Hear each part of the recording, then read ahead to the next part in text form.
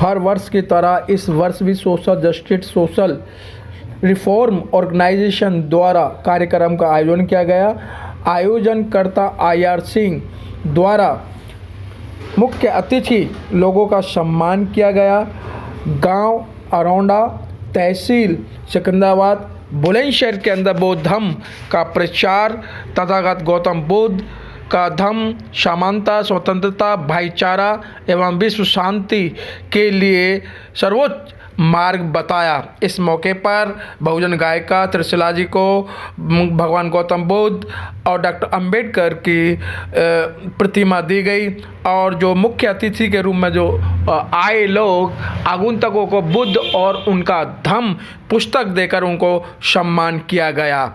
इस मौके पर बहुजन गायिका जग रोशनी द्वारा बुद्ध वंदना और भगवान गौतम बुद्ध की प्रतिमा के सामने मोमबत्ती जलवाकर बुद्ध वंदना का आयोजन किया गया। बुद्ध वंदना को सुनने के लिए समस्त गांव के लोग और आगंतुक दर्शक सभी अतिथियों ने बारी बारी से भगवान गौतम बुद्ध की प्रतिमा के सामने मोमबत्ती जलाकर उनसे आशीर्वाद लिया और बहुत ही रोचक दृश्य और बुद्ध वंदना का आनंद लिया। इस मौके पर आइए हम जानते हैं कि भगवान गौतम बुद्ध ने जो उपदेश दिए, जो मार्ग बताया, उस मार्ग पे चलने से लोगों का जो समाज है, डॉक्टर, इंजीनियर, अधिवक्ताओं ने अपने भाषण में, अपनी बातों में भगवान गौतम बुद्ध के मार्ग और धम्म की प्रशंसा करते हुए कहा कि यही ऐसा मार्ग है समतामूलक समाज का, भाईचारे का। इस धम्म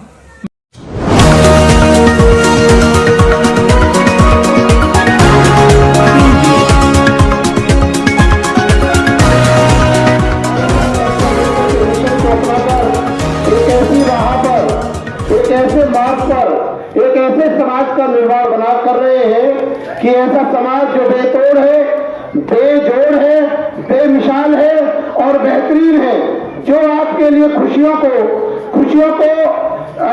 भविष्य में लाने की शक्ति रखता है। आप जानते हैं कि जब आप तथागत गौतम बुद्ध के धम्म को मानते हैं या बाबा साहब डॉक्टर अम्बेडकर के धम्म को मानते हैं तो आप एक ऐसे उजाले की आशा करते हैं कि जिससे आप लोग पूरी तरह से अपने जीवन में खुशहाली ला सके और हर प्रकार के वे लोग जिन पर सदियों से जुल्म, सितम, अन्याय, अत्याचार और शोषण किया गया है, ऐसे लोगों के लिए तथागत गौतम बुद्ध का, बाबा साहब डॉक्टर अम्बेडकर के मार्ग को एक औषधि के रूप में सुझाया जा सकता है।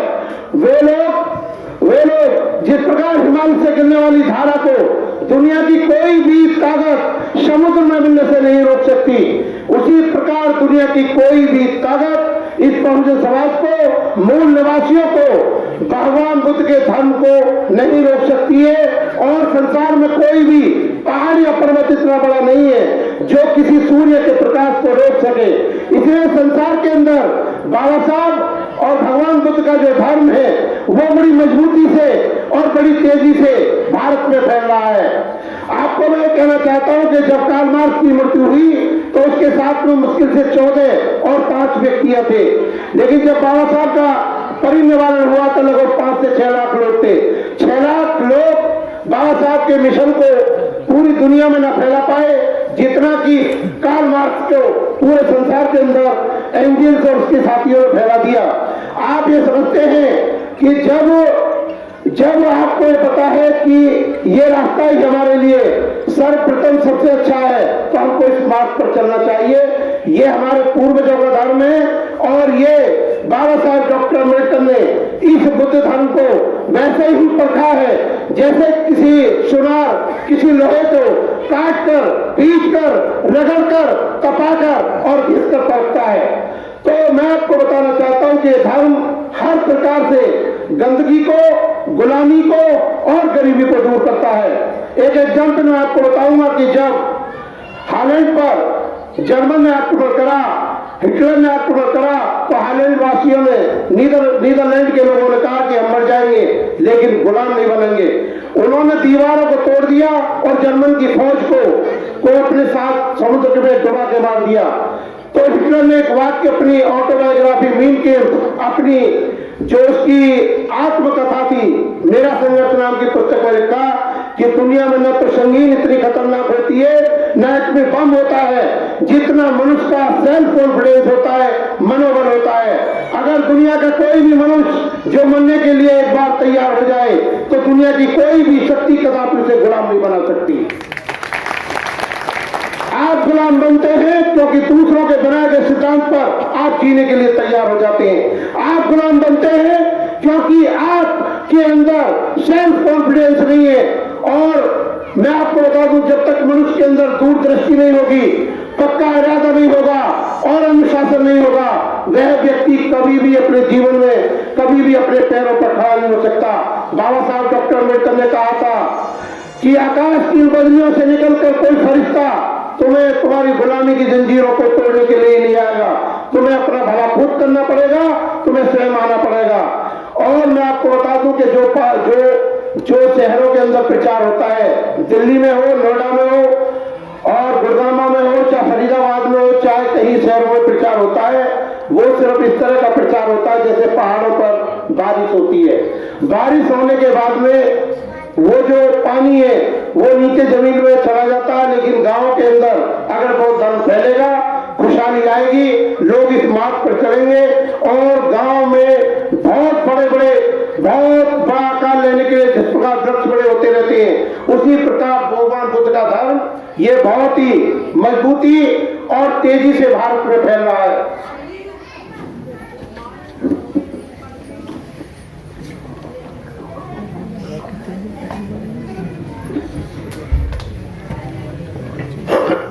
धर्म के फैलने के संबंध में आपको बताना चाहता हूं कि जब आप धर्म को फैलाने की बात करते हैं, बाबा साहब की सामाजिक क्रांति की बात करते हैं, तो इसमें अर्थशास्त्र या इकोनॉमिक्स का कोई कानून लागू नहीं होता।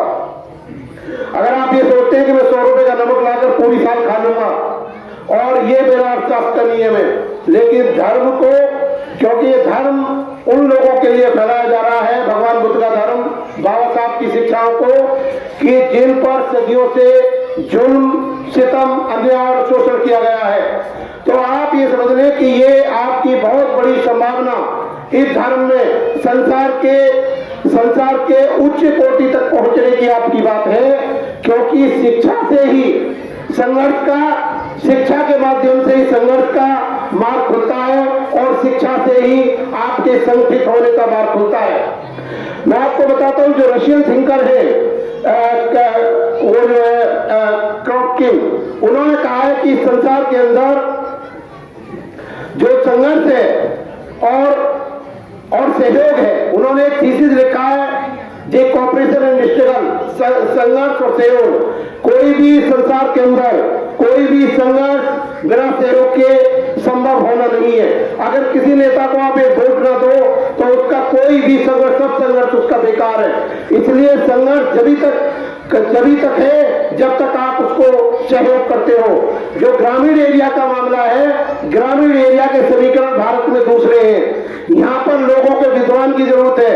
वहां पर जिस प्रकार समुद्र में बारिश बेकार होती है और खाना खाए हुए व्यक्ति को भोजन देना बेकार होता है, उसी प्रकार ग्रामीण एरिया में आपके ज्ञान की और सहयोग की जरूरत है। जो श्रेष्ठ विद्वान पुरुष हैं उनको ग्रामीण एरिया में आकर धर्म का प्रचार करना चाहिए और ये धर्म का प्रचार हमें उसी प्रकार जोड़ता है कि जिस प्रकार सोने को आसानी से जोड़ा जा सकता है, तो धर्म के प्रचार की आपको बहुत जरूरत है। दूसरी बात यह है कि आप लोगों को जो विद्वान है, हमारे शहर के लोगों को, जो भी दिल्ली एनसीआर की टीम के लोग हैं, उन्हें ग्रामीण एरिया में एजुकेशन का महत्व समझाना चाहिए, शिक्षा का महत्व समझाना चाहिए।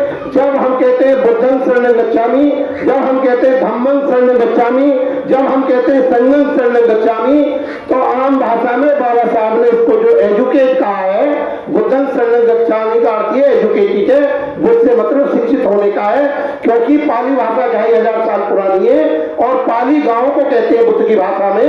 तो ये 2500 साल पुरानी जो भाषा है, बाबा साहब ने बुद्धं शरणं गच्छामि को ये कहा है कि शिक्षित बनो, एजुकेट हो।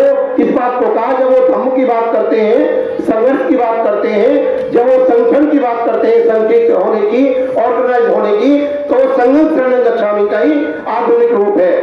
और आपके जो डीएनए है, आपका जो रक्त है, उसके अंदर जो भी ब्लड ग्रुप पाया जाता है, जितने भी मुस्लिम है भारत के, वो सब बौद्ध धर्म से ही मुस्लिम बने हैं। और वापिस मुस्लिमों का बहुत बड़ा रुझान देश में बौद्ध धर्म के प्रति हो रहा है। कमल हसन जो इंटरनेशनल हीरो है, उनकी लड़की स्वयं बौद्ध बन गई है। तो आप ये देखें कि जब भी आप में बुद्धि बात होगी, जब भी आपको बुद्धि की बात होगी, आप बौद्ध धर्म के बनने के मामले में आप देखेंगे कि 1936 का बाबा साहब के भाषण है, उन्होंने कहा कि गांव में अगर 2 मुसलमान के लोग होते हैं, 2 मुसलमान के घर होते हैं, तो पूरे गांव की हिम्मत नहीं होती कि 2 मुसलमानों को अत्याचार करा जाए, क्योंकि उसके पीछे डरते हैं कि मुस्लिम कंट्री देश पर हमला न करते, कहीं आसपास के मुस्लिम देश के लोग आके न करते। जब आप बौद्ध धर्म से मिलोगे तो पूरी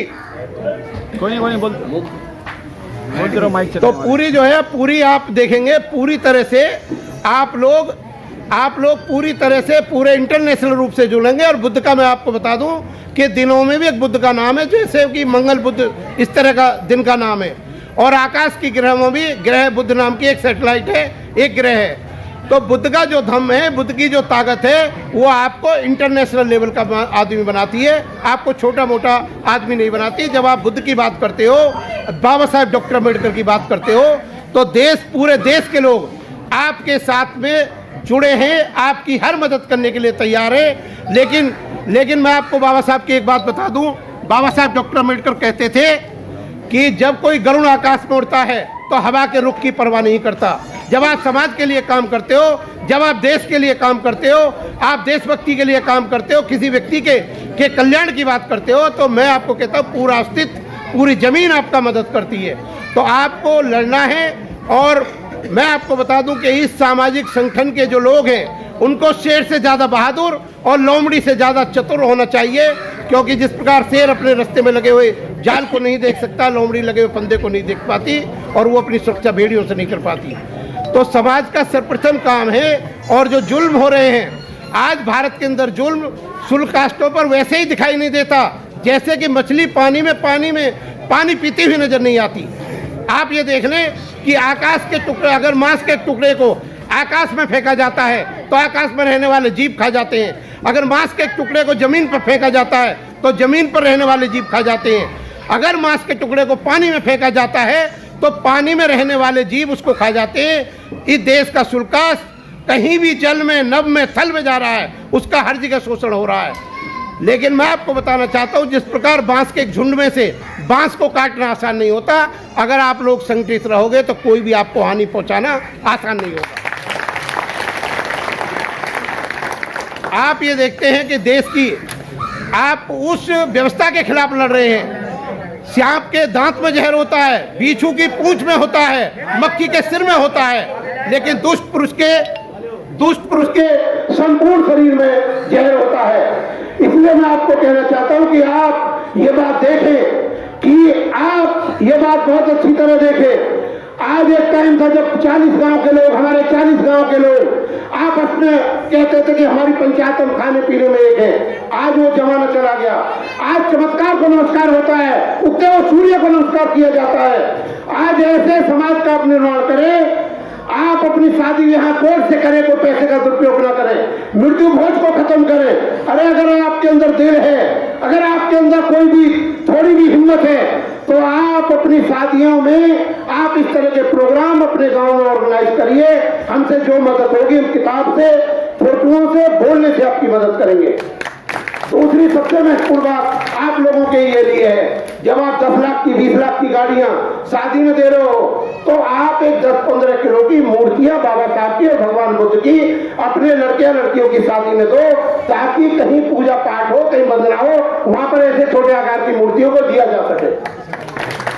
और आप समझते हो कि जगह की कमी होने के कारण हम इतनी छोटी जगह पर अपना प्रोग्राम रख पाए हैं, लेकिन हम निराशित नहीं हैं। हम जानते हैं कि बौद्ध धर्म का मतलब ही है जो बढ़ता जाए, जो पूरे संसार में फैलता जाए।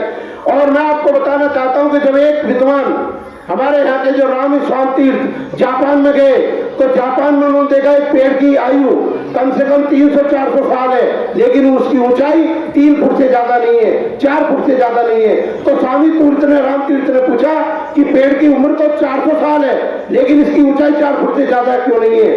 तो जापान के बानी ने बताया कि हम इसकी जड़ों को काट देते हैं। जिन वृक्षों की जड़ काट दी जाती है, वो वृक्ष कभी आकाश की तरफ वो वृक्ष नहीं उग पाते हैं। आपकी जड़ें काट दी गई है, आपकी जमीन भूमि सब छीन ली गई है। आप केवल शिक्षा के माध्यम से ही आप अपने आप को ऊंचा उठा सकते हो। आपको मुआवजा मिलने के लिए सरकार में कोई खेती की जमीन नहीं है कि जो आपको मुआवजा मिलेगा। Only education is only weapon for your Paramount welfare.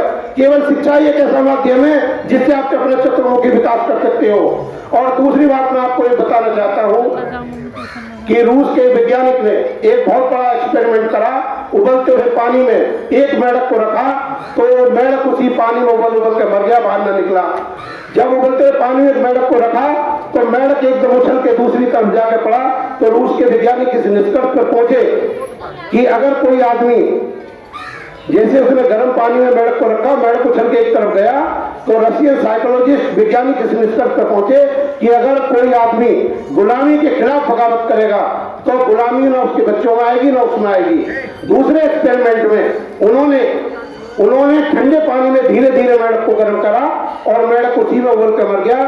तो वैज्ञानिक साइकोलॉजिस्ट इस निष्कर्ष पर पहुंचे कि अगर आप गुलामी को सहन करोगे तो उसी में घुट घुट के मर जाओगे। इसलिए शायर ने कहा है, अरे न तरफन की अर्जी है न फरियाद की, अरे न तरफन की अर्जी है न फरियाद की, और घुट घुट के मर जाए मर्जी है मेरे सैयाद की। आपकी रक्षा कोई सरकार नहीं करेगी। आपकी रक्षा आप अपने एजुकेशन के द्वारा ही अपनी रक्षा कर सकते हो। आप हमेशा आशावान रहे हो, आपने बच्चों को पढ़ाया है, आप बच्चों को पढ़ाइए और बच्चे सबसे ज्यादा आपका भला करेंगे। और आपके पास जो वोट का अधिकार बाबा साहब ने दिया है, उस वोट के अधिकार का आप सदुपयोग करें, उससे ही आपका भला होने वाला है। अगर आप अपने वोट को वैसे ही बेकार में डाल दोगे तो आपका कभी कोई भला कोई ना ईश्वर करेगी, ना आत्मा करेगी, ना परमात्मा करेगी। सभी भाइयों के लिए बहुत बहुत धन्यवाद जो आए हैं। अभी इसी बीच में मैं आदरणीय भंते जी से कहूंगा कि 10 मिनट में अपनी बात कहें। पूजनीय भंते जी, बहुत बहुत